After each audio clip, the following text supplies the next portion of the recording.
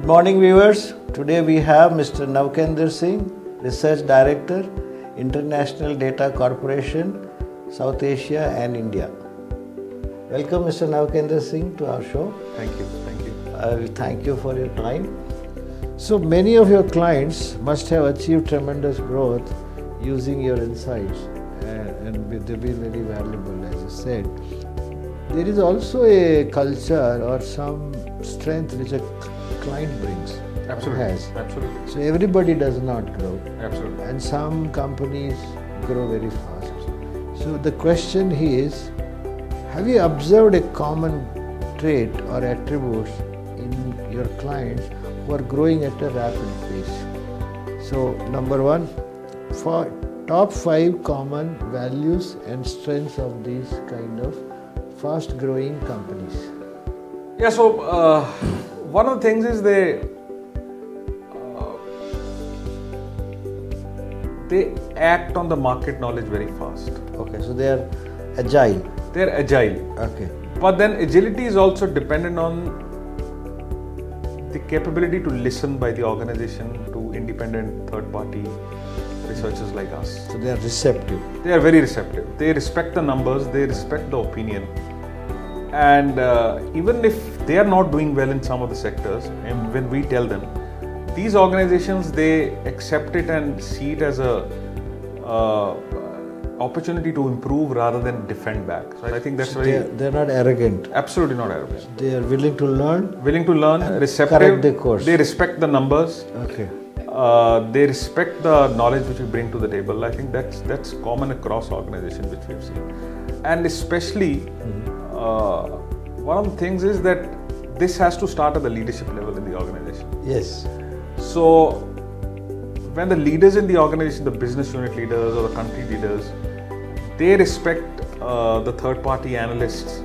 Many of the leaders, when they understand that and they respect that, it flows through the organization, and this is the common thing which we have seen. They actually try to learn more from us. That why are we not doing well? Why is somebody doing better than us? As a culture, they believe in proper planning. Okay. They have a structured engagement with the analysts, which is important for them. That there should always be a third party who should always try to pick holes in the argument. They bounce some of their marketing materials, some of the ideas which they want to take to the market. So I think as an organization culture, being more receptive to feedback, constructive feedback, more structured in the engagement with third-party analysts. I've been meeting a lot of my clients, and there is a success template which is emerging. So first question would be, would innovation be a top value driver for this organization? Sure. So are they in the forefront of innovation in that business they are into? I agree. Yes. Okay. The second is, so are they a consumer-centric organization? Are they listening to customers, what they want, and developing innovation around that? Absolutely. Are they playing to dominate the market? Are they market leaders already? Or they're at least, the target is to dominate the market? Yeah, so dominate the market or the segment and be the service provider or the product of choice in the segment which they play. Yes. Yeah. So the idea is to dominate the market. Okay. And do you see a pattern of some kind of value system guiding these organizations? So they have a very strong ethical value system. Something about this? Can you speak? Oh, absolutely. Ethics and value is a common trait among these organizations. They absolutely zero tolerance on any kind of compromise on the values and ethics. That's a common trait. That's an important thing. But I believe all these 4 are differentiators.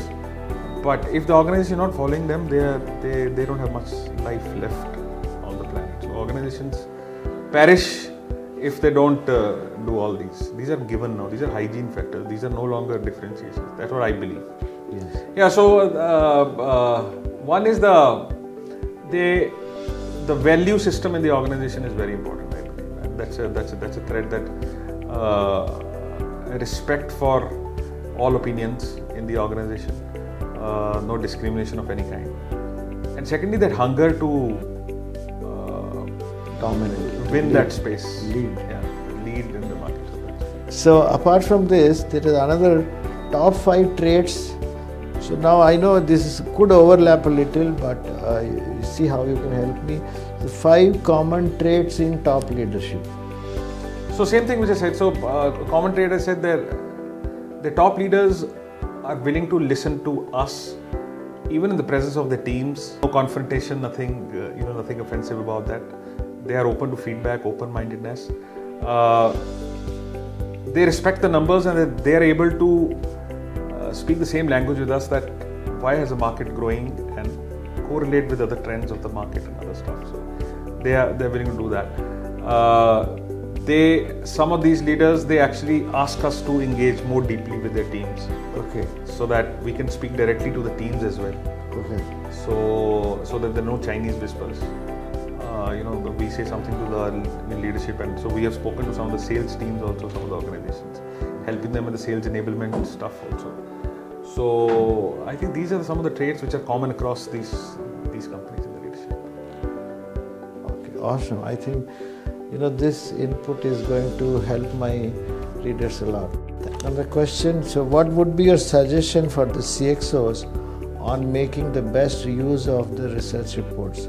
What should they look at, and how periodically they should refer to the reports? I think the continuous use of the data is important, and they should look at some of the key historical trends, but focus more on the forecast and some of the prediction. And most of the clients, we advise them to do that, and they do that. So what are your views regarding bringing a balance between entrepreneurial risk-taking ability versus data-driven decision making? What would you suggest to the CXO? Yeah, so interesting. I don't believe it's an either-or kind of situation. Okay. And I would beg to differ when you said that entrepreneurial risk-taking happens. Risk-taking happens, but many entrepreneurs I know, they still have some data in mind when they take a risk. This way or that way. They should enter the market or not enter the market. It's based on some of the data points they have. Even the gut feel is dependent on some hunch. Absolutely. Hunch is dependent on some data, because see, in search of perfect data, sometimes it is elusive. I agree. Data is a version of truth shared by somebody who believes that that's the truth. Yeah. So sometimes it could be little vague. It could have okay. I beg to differ on that, because data is our middle name, literally. I'm saying as a fundamental concept, I think the limitation to derive insights from data leads to this misconception that data is elusive. Many of the people do not have capability or are not able to derive inferences from the data because they are not able to look at it, or they have biases in their mind. Okay. Having said that, data speaks in itself, and I don't think there is any other truth on the word except the numbers. Okay. When the numbers are there is no other truth. So I still believe that, and I would never say anything else. I believe it's a balance between the two, as you said. It's not an either-or thing. Gut feel is important. People should do that. The entrepreneur is taking. But I think when CXOs are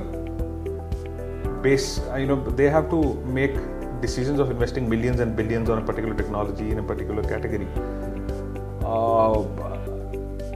Even the gut feel should be bounced by with about 3 or 4 opinion makers in the market and some of the data driven organization, and they should do that. It's a balance. Because the stakes are very high. Stakes are very high of success and failure. And as you said a saying that God and in God we trust. Everyone else has to bring data. Everyone else has to bring data. Yeah. If you want me to trust you, you have to bring data. Except if you're not God. This is actually not me. This is given by the quality guru of the word, Edward Deming. Thank you. Thank you.